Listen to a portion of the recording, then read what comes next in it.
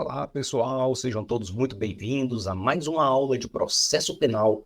Estamos falando de inquérito policial da fase investigativa da persecução penal e estamos falando das diligências investigativas que podem ser levadas a efeito a critério da autoridade policial, da autoridade que está conduzindo ali a investigação no inquérito policial, mais precisamente. Tudo bem? Vamos aqui comigo, então, na telinha e vamos falar aqui da continuidade do que estávamos tratando na aula passada, na aula 4, estamos na aula 5, estamos na nossa aula de número 6. Então vamos lá, ó.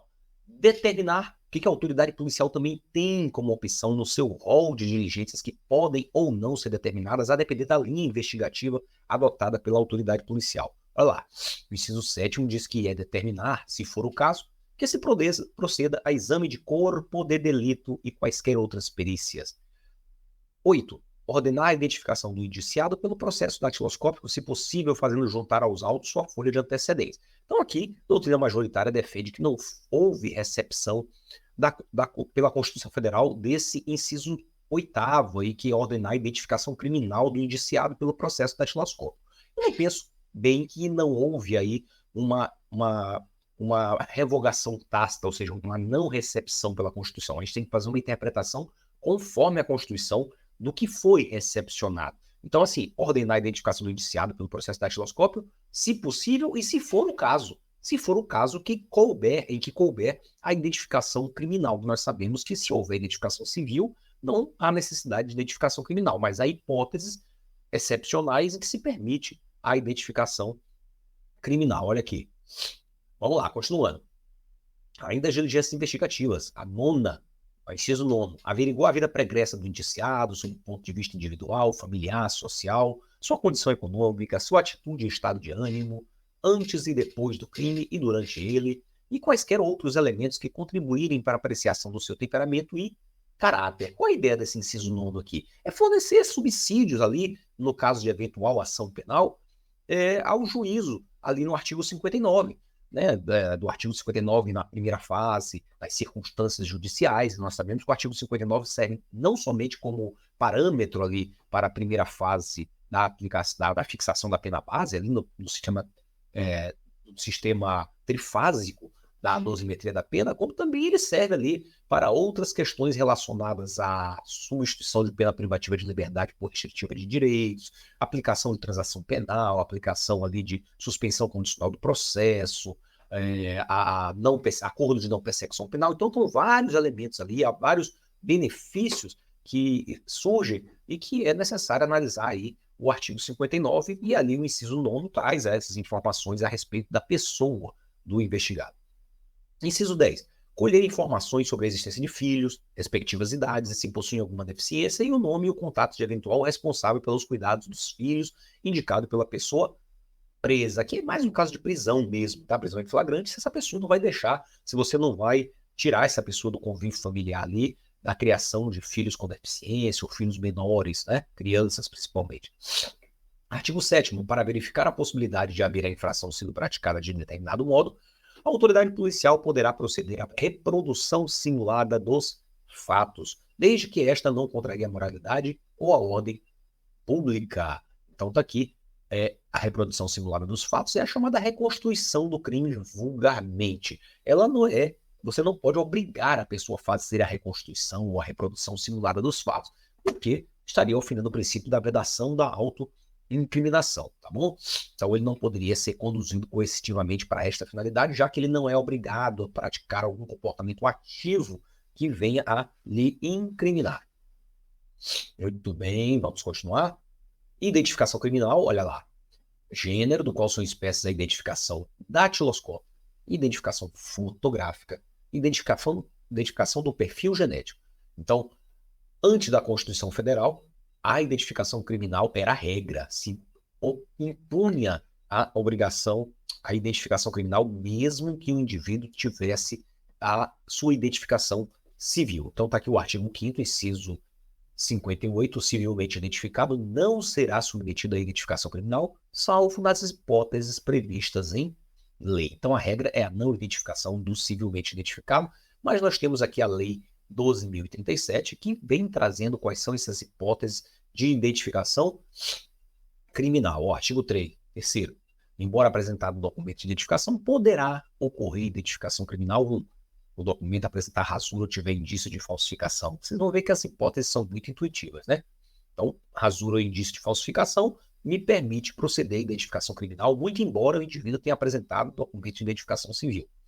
2. O documento apresentado for insuficiente para identificar cabalmente o indiciado. Então, não tem dados suficientes no documento de apresentação, no documento de identificação apresentado.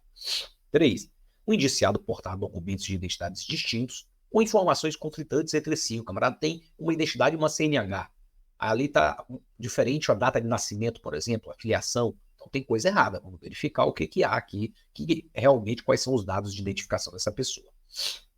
4. Identificação criminal for essencial às investigações policiais, segundo o despacho da autoridade judiciária competente, o juiz, tá? Que decidirá de ofício ou mediante representação da autoridade policial, do Ministério Público ou da Defesa. Então, aqui em alguma situação, afora as outras hipóteses que foram trazidas, e que se entende que é essencial às investigações, segundo o despacho do juízo competente. Normalmente, você vai ter uma das hipóteses que foram tratadas e esgota-se praticamente tudo, né? Mas pode surgir ali subsidiariamente alguma situação não contemplada nos incisos que estão aqui, e aí se recorre ali no inciso 4º, representando ao juiz, no caso da autoridade policial, que seja realizada a identificação criminal por ser essencial às investigações policiais. 5. Constar de registros policiais o uso de outros nomes ou diferentes qualificações. E 6. O estado de conservação, a distância temporal da localidade de expedição do documento apresentado impossibilite a completa identificação dos caracteres essenciais. Então, daqui, as cópias dos documentos serão juntadas ao inquérito, outra forma de investigação, ainda que consideradas insuficientes para identificar o indiciado. Aí nossas considerações acerca da identificação criminal, que é algo que ocorre aí normalmente no decorrer da investigação criminal na fase extrajudicial, notadamente no inquérito policial.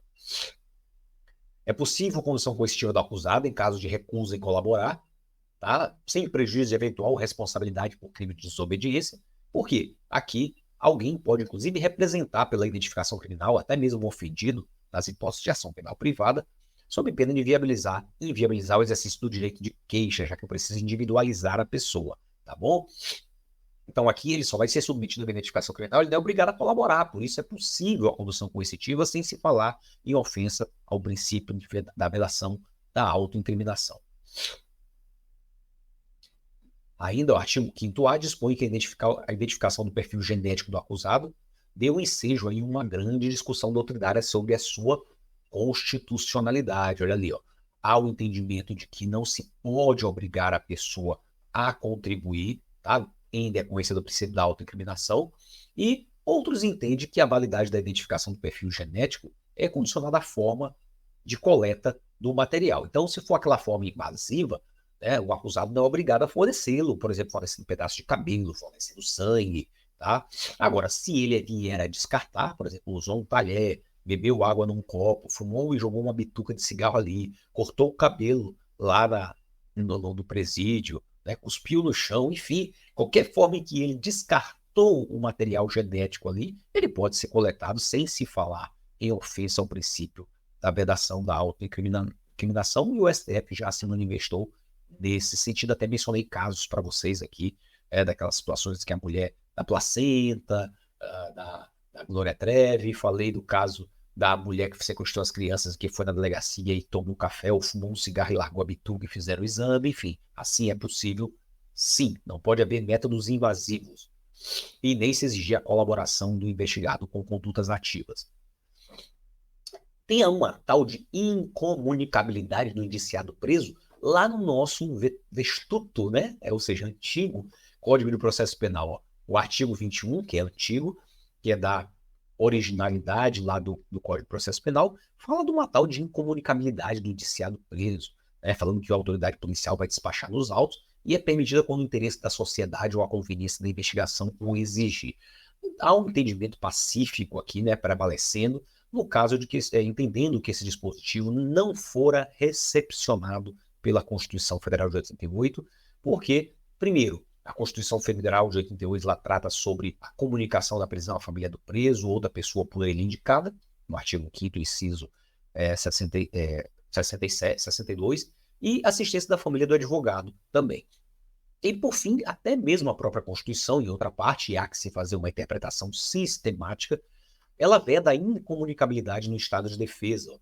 Logo, se uma situação excepcional como é o estado de defesa não se admite incomunicabilidade, óbvio que também numa situação de normalidade não se admitiria a incomunicabilidade. Essa é a interpretação sistemática que foi feita, que nós estudamos a interpretação da norma processual penal, e aqui nós fazemos uma interpretação sistemática para entender que o dispositivo vestuto aí do artigo 21 ultrapassado, ele não foi recepcionado pela Constituição Federal de 88. Tanto que as provas nem insistem mais nessa questão da incomunicabilidade, tá bom? De tão pacífico que já se encontra.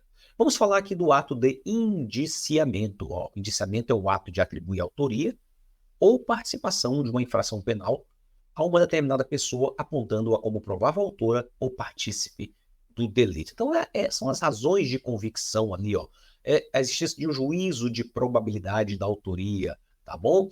Então, aqui o sujeito indiciado, ele tem ali uma qualificação um pouquinho além do indivíduo suspeito ou meramente investigado, onde há indícios ainda frágeis e mero juízo de probabilidade, de possibilidade, tá? Então, é um ato formal aqui no indiciamento. O delegado de polícia, ele vai, através de um ato formal chamado de indiciamento, tá? Ele vai ter esse poder-dever de indiciar a pessoa, externando suas convicções, e aí, para isso, nós trazemos aqui o artigo pertinente da Lei 12.830, que é o estatuto aí do delegado de polícia, ou algumas disposições referentes ao delegado de polícia, que vão falar sobre o indiciamento, tá bom? Vou ler mais adiante. E aí ela tem uma interpretação literal, não, uma interpretação autêntica, porque o próprio legislador está dizendo o que é um indiciamento. O momento do indiciamento pode ser desde o auto prisão em flagrante até o relatório final do delegado de polícia, tá? Quando ele verificar que ele já reuniu os elementos informativos suficientes de materialidade e autoria da infração, ele pode proceder ao indiciamento e cientificar o indiciado disso, tá? Então, não é possível a realização de indiciamento após o início da ação penal. O indiciamento é para a fase de inquérito policial, é um ato privativo da autoridade policial, qual seja delegado de polícia. Atribuição ao ato privativo do delegado de polícia nos termos da Lei 12.830, o artigo 2º, parágrafo 6º, olha aqui trazendo o que vem assim o indiciamento. O indiciamento privativo do delegado de polícia dá-se-á por ato fundamentado, mediante análise técnico-jurídica do fato, que deverá indicar autoria, materialidade e suas circunstâncias. Isso significa que não é possível ao magistrado, ao MP ou CPI requerer o indiciamento de determinada pessoa, conforme o entendimento pacífico dos tribunais superiores. Então, não existe essa história do Ministério Público voltar aos autos do inquérito para determinar, requisitar que a autoridade de si, o juiz requisitar que o delegado de si, a CPI determinar que o delegado de si. Isso não existe. O ato é privativo desta autoridade policial e ela não vai violar sua autonomia funcional, sua convicção acerca do que foi apurado no inquérito policial, indiciando alguma pessoa que ela entende que não deva indiciar. Então, é um ato privativo, certo? Do delegado de polícia. O magistrado não pode requisitar indiciamento em investigação criminal, porque o indiciamento constitui atribuição exclusiva da autoridade policial. É por meio do indiciamento que a autoridade policial aponta determinada pessoa como autora do ilícito em apuração. Por se tratar de medida íncita à fase investigatória, por meio da qual o delegado de polícia externa o seu conhecimento sobre a autoria dos fatos apurados, não se admite que seja requerida ou determinada pelo magistrado, já que tal procedimento obrigaria o presidente do inquérito à conclusão de que determinado indivíduo seria o responsável pela prática criminosa em nítida violação ao sistema acusatório adotado pelo ordenamento jurídico pátrio. No mesmo sentido, artigo 2º, parágrafo 6º da Lei 12.830, que afirma que indiciamento é ato incerto na esfera de atribuições da Polícia Judiciária. Então, está aí STJ, 5ª turma, e STF, 2ª turma. Vamos lá, ainda com relação ao indiciamento, quem pode ser o sujeito passivo, quem está suscetível ao indiciamento? Então, em regra, qualquer pessoa pode ser indiciada, exceção são algumas pessoas que possuem prerrogativa de serem investigadas por determinados órgãos. Olha aqui, membro do MP, no exercício da função, não pode ser indiciado em inquérito policial. Então, aqui, a autoridade policial, verificando possível autoria de membro do Ministério Público, quais sejam promotores de justiça, procuradores de justiça, procuradores da República no âmbito federal, né? Subprocuradores da República. Então ele vai mandar o inquérito ao chefe da instituição, né? O Procurador-Geral de Justiça, isso no âmbito estadual, tá certo? Normalmente a doutrina esquece do âmbito federal. Mas vamos lá, prosseguir nas investigações. E quem indicia, né, quem pratica o ato ali de imputação da infração penal, vai ser lá a autoridade do Ministério Público responsável pela investigação.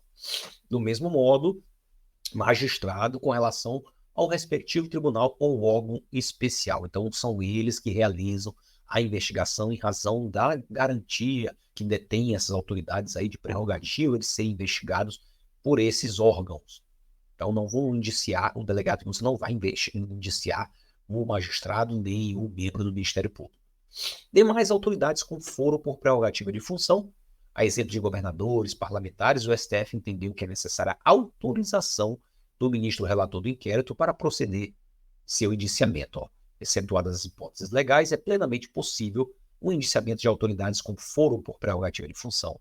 No entanto, para isso é indispensável que a autoridade policial obtenha uma autorização do tribunal competente para julgar esta autoridade. Questão de prova, isso cai e já vi cair. Investigações envolvendo autoridades com foro privativo no STF somente podem ser indiciadas após autorização formal do STF, ou seja, investigações iniciadas, né? Caso autorizado, o inquérito criminal deverá tramitar no STF sob supervisão de um ministro relator que irá autorizar as diligências que se fizerem necessárias. Então, o que a gente mais vê aqui as pessoas confundindo, pessoal, vou até trazer a telinha para mim aqui, ó. As funções jurisdicionais do tribunal, propriamente ditas, de julgamento mesmo, de aplicação do direito ao caso concreto, da função jurisdicional, com essa função investigativa. Aí o pessoal fala, mas o cara está exacerbando aí na função do STF, ele mesmo acusa, ele determina a medida cautelar, está ofendendo a inércia do Poder Judiciário. Não, cara, preste atenção. A função jurisdicional é uma, e essa função investigativa do STF, quando ele está ali apurando o crime praticado pelo presidente, por parlamentares, senadores, deputados federais, ele está normalmente ali atuando na atividade investigatória. E aí a Polícia Federal atua como longa-manos ali do STF no cumprimento das diligências determinadas pelo ministro, que é o relator daquela investigação. E aí, obviamente, que esse ministro, que é o relator, ele não vai participar da fase de julgamento quando aquilo ali se tornar ação penal. Tudo bem? Então saibam distinguir essas atuações dos tribunais quando eles estão atuando na fase pré-processual, na fase de persecução penal extrajudicial, investigando o fato, onde eles terão poderes diferenciados, como se fossem autoridades policiais ali, determinando medidas, investigações, já decretando medidas cautelares, e depois nós vamos ter uma fase de ação penal, onde esse camarada vai estar suspeito para atuar, porque ele já atuou na investigação.